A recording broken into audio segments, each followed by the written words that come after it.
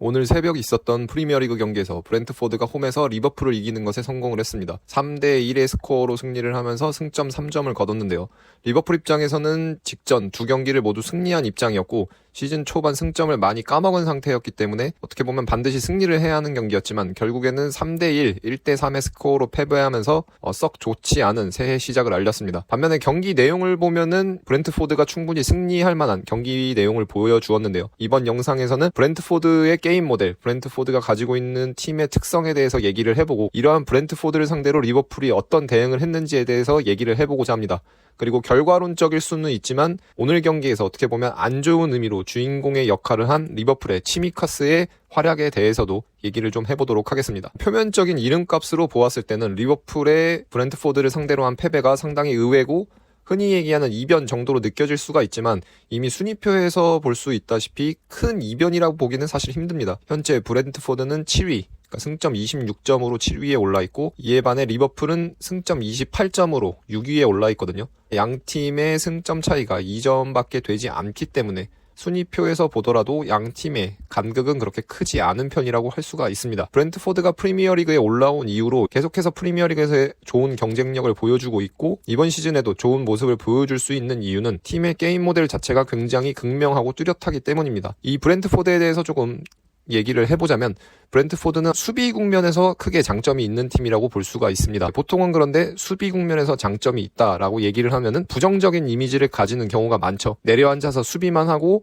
뭔가 공격을 하지 않는 그런 형태로 볼 수가 있는데 하지만 실질적으로 브렌트포드는 그런 수동적인 의미에서의 수비의 장점을 가진 팀이기도 하지만 반대로 능동적인 의미에서의 수비 국면에서의 장점을 가진 팀이기도 합니다. 이것이 무슨 말이냐 하면은 브렌트포드는 쉽게 얘기해서 자신들의 진영 깊숙한 곳, 자신들의 페널티 박스 근처까지 내려앉아서 수비 블록을 구성하고 수비를 하는 것에도 굉장히 능한 팀이지만 반대로 상대 진영 깊숙한 곳, 골킥 상황을 포함해서 상대가 자신들의 진영 깊숙한 곳에서부터 후방에서부터 공격을 전개하는 과정에서 이를 압박하는 것에도 굉장히 능한 팀입니다. 상대가 공을 가지고 공격을 할 때 단순히 이에 반응하는 리액션하는 팀이 아니고 능동적으로 자신들이 상대 진영 높은 곳에서부터 공을 되찾아오고 거기서 짧은 카운터어택, 짧은 역습을 하는 것에도 굉장히 능한 팀이라는 얘기가 되는 거죠. 그리고 리버풀을 상대한 이번 경기에서도 브렌트포드의 이러한 게임 모델의 특징, 팀이 가지고 있는 특징은 굉장히 극명하게 잘 드러났습니다. 특히 팀의 두 번째 골이 득점되었던 상황,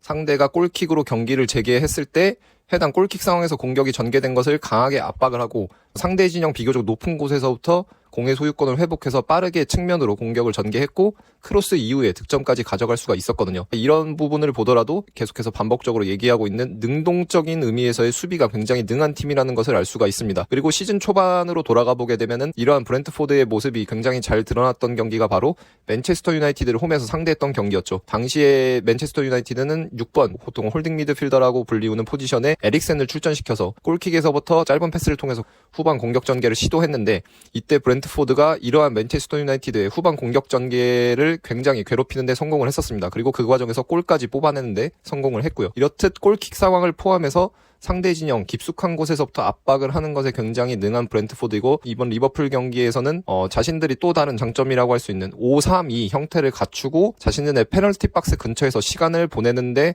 성공을 했죠. 물론 한 골을 내주기는 했지만요. 대부분의 시간에서 안정적인 로우 블록, 그러니까 낮은 위치에서 수비 블록을 갖추고 수비를 하는 것에 인상적인 모습을 보여주었고 특히 상대가 측면으로 공격을 전개했을 때 3대3 상황에 대한 대처가 굉장히 좋았습니다. 그리고 결국에는 백5를 기반으로 진영을 구축했을 경우에 가장 큰 장점이라고 할 수 있는 박스와 가까운 공간에서의 수적 우위를 잘 활용하는 모습을 보여주었는데요. 이런 것들을 기반으로 해서 브렌트포드가 리버풀을 상대로 승리를 거뒀다라고 할 수가 있겠습니다. 또한 브렌트포드는 공격을 할 경우 자신들이 공을 가졌을 경우 지공을 전개해야 되는 상황에서는 가진 원칙이 굉장히 심플합니다. 골킥을 포함해서 자신들의 진영에서 공격을 전개해야 되는 상황에서는 대부분 일반적으로 얘기하는 롱패스를 시도합니다. 공중볼로 향하는 롱패스를 통해서 전방으로 공을 보내고 대신에 전방으로 공을 보내는 것이 목표점이 없고 단순히 그냥 롱패스가 아니고 롱볼을 보내는 것이 아닌 경우가 굉장히 많습니다. 사이드 프리킥 상황을 포함해서 프리킥이 나올 때도 그렇고 특히 상대가 백포일 경우에는 중앙에 자신들의 투톱 공격수를 향해서 공을 보내는 경우가 굉장히 많은데요. 이렇게 공을 보냈을 경우에는 상대가 백포일 경우에 좌우 풀백이 안쪽으로 좁혀 들어와서 수적 우위를 순간적으로 만들어내지 않게 되면은 2대2 상황, 그러니까 자신들의 투톱과 상대의 센터백 2명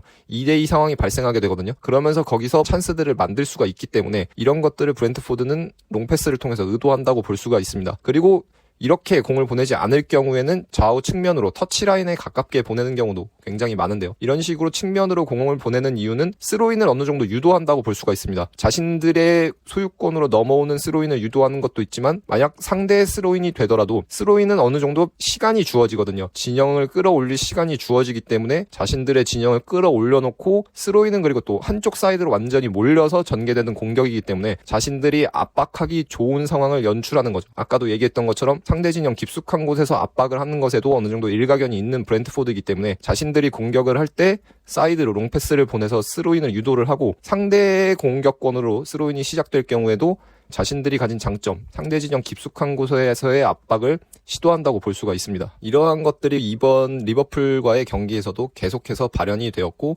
리버풀도 어느 정도는 애를 먹었다고 볼 수가 있겠죠. 이러한 브렌트포드에 대해서 리버풀이 대응했던 방식에 대해서도 조금 얘기를 해보겠습니다. 리버풀은 브렌트포드가 자신들의 진영을 내려앉았을 경우에 이것을 뚫어내기가 특히 이제 정면에서 중앙 채널에서 공을 투입해서 뚫어내기는 굉장히 힘들다는 것을 알고 있었습니다. 이미 사전 분석을 통해서 알고 있었고 이를 기반으로 경기를 준비를 했겠죠. 그래서 이러한 브렌트포드의 수비를 뚫어내기 위해서 리버풀이 택했던 방식은 좌우 측면에서 계속해서 대각선 안쪽으로 공격을 전개하는 것이었습니다. 특히 조금 전에도 얘기를 했었지만 3대3 상황을 만들어내는 거죠. 브렌트포드 입장에서 보자면은 좌우 측면 중에 윙백과 가까운 쪽 센터백 그리고 해당 공이 있는 측면의 인사이드 하프 3명이 브렌트포드에서는 대응을 해야 했고 반면에 리버풀의 경우에는 자신들의 4-3-3 시스템으로 보았을 때 한쪽 윙포워드 그리고 좌우 풀백 중 한 명 그리고 인사이드 하프 이렇게 3명이 보통 통상적으로 브렌트포드의 3명을 끌어들이는 것을 계속해서 시도를 했습니다. 그래서 이렇게 3대3으로 플레이를 시도했던 것은 첫 번째 목적은 해당 측면에서 2대1 상황이 나오는 것을 유도하는 거죠. 3대3 안에서 2대1을 반복적으로 찾음으로써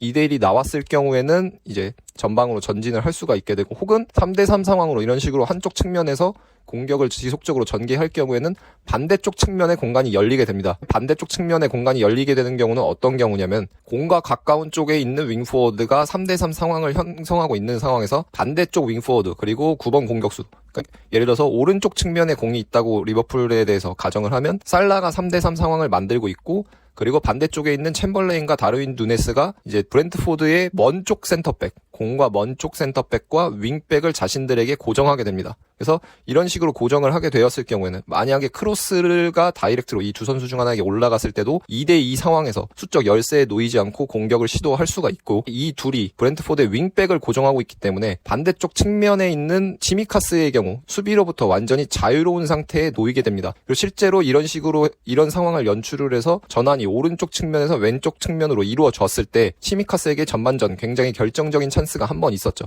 그래서 이런 식으로 리버풀은 정면에서 중앙 채널에서 공을 넣기보다는 좌우 측면으로 공을 보내고 거기서 대각선으로 계속해서 안쪽으로 공격을 전개함으로써 3대3에서 2대1 상황을 찾는 것 그리고 3대3 상황에서 공격을 전개함을 통해서 반대쪽 측면에 공간이 열리는 것을 의도했다고 볼 수가 있습니다. 그리고 후반전 추격골이 발생을 했는데 후반전에 챔벌레인의 추격골이 들어갔을 때가 이러한 공격 전개 방식을 통해서 득점이 나온 것이었죠. 왼쪽 측면에서 공격을 전개하고 이미 이때는 치미카스가 아니고 로버슨이 들어왔었지만 왼쪽 측면에서 3대3 혹은 2대1 상황을 찾으면서 계속해서 공을 전개하고 브렌트포드의 진영을 한쪽으로 끌어들인 이후에 반대쪽 측면, 오른쪽 측면으로 공격을 전환해서 이제 아놀트가 1대1 상황에서 차이를 만들어낸 이후 왼발 크로스를 올렸고 이때 챔벌레인이 헤딩을 통해서 득점을 할 수가 있었는데 이때 챔벌레인의 위치를 보게 되면은 방금 제가 얘기했던 먼 쪽 센터백과 1대1 상황을 형성하고 있는 것이 확실하게 보입니다. 그러니까 이런 식으로 다이렉트가 크로스가 올라가서 성공을 했을 경우에는 챔벌레인 혹은 누네즈가 바로 피니싱을 가져갈 수도 있는 거고 그렇지 않고 완전히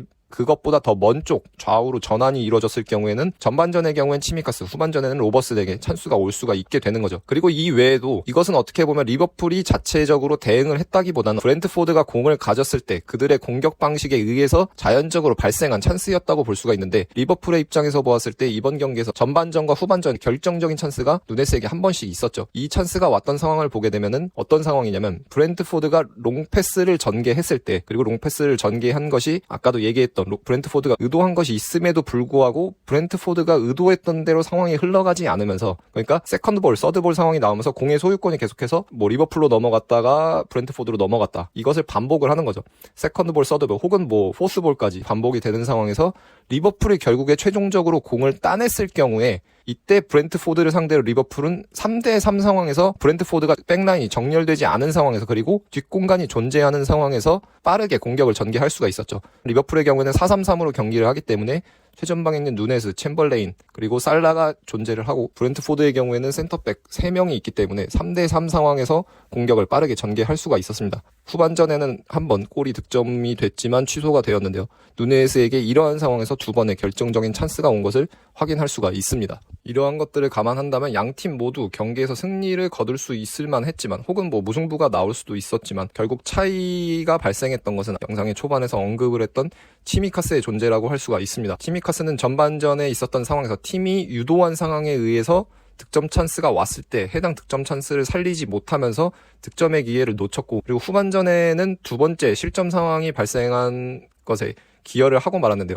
2번째 실점 상황이 발생한 것을 복기를 해보자면, 브랜트포드가 롱패스를 통해서 자신들이 의도한 대로 스로인을 유도하는 형태로 롱패스를 시도했고, 이후 스로인이 반복되게 됩니다. 스로인이 반복되는 상황에서 치미카스가 공을 소유하게 되었고, 이때 충분히 공을 가진 상황에서 앞을 보고 있는, 그러니까 공을 가지는 선수는 항상 앞을 볼 수 있는 선수가 되어야 하거든요. 그리고 앞을 볼 수 있다는 것은 결국에는 상대의 마크로부터 자유롭다는 것을 의미하는데, 이때 앞을 볼 수 있는 골키퍼가 존재함에도 불구하고 자신의 주발이 아닌 자신의 약한 발인 오른발로 경기장을 가로지르는 패스를 시도하게 됩니다. 이러한 선택의 경우에는 결국에는 무엇이냐면, 전술적으로 판단이라는 관점에서 보았을 때도 에러가 되게 되고, 그리고 기술적인 관점에서도 해당 행위를 온전하게 실행을 하지 못했기 때문에, 공이 자신이 의도한 대로 도달하지 못했기 때문에 기술적으로도 에러에 해당이 되게 됩니다. 결국에는 거기서 코너킥이 나왔고, 코너킥으로 실점까지 발생이 됐지만 실점이 결국에는 VAR로 취소가 되긴 했거든요. 하지만 취소가 된 이후에 결국에는 브랜트포드가 자신들이 원했던 리버풀이 골킥을 하는 상황으로 경기가 흘러가면서, 브랜트포드는 해당 골킥 상황에서 압박을 시도하고, 그리고 해당 압박을 통해서 공을 되찾음으로써 득점까지 가져갈 수가 있었습니다. 1대0 상황과 2대0 상황, 그리고 2대0에서 2대1이 됐다고는 하지만 브랜트포드의 홈에서 경기가 펼쳐졌다는 점, 그리고 브랜트포드라는 팀이 가지고 있는 특성을 감안했을 때는 해당 2번째 실점은 나와서는 안 되는 것이었는데, 결국에는 치미카스의 이러한 판단에 의해서, 기술적 전술적 에러에 의해서 경기가 크게 갈렸다고 볼 수가 있겠습니다. 그리고 이런 것이 어떻게 보면 주전과 비주전의 차이라고 볼 수가 있거든요. 뭔가 실력적으로 공을 가졌을 때 엄청나게 차이를 드러내는 것은 아니지만, 이렇게 결정적인 순간, 그러니까 경기 결과에 영향을 미칠 수 있는 그 순간에 옳은 판단을 내릴 수 있느냐, 그리고 기술적으로 온전하게 그 행위를 실행할 수 있느냐에 의해서 이 탑 레벨에서는 주전과 비주전이 갈린다고 볼 수가 있는데, 이번 경기에서 치미카스는 로버슨과의 차이를 비교적 극명하게 드러냈다고 볼 수가 있겠습니다.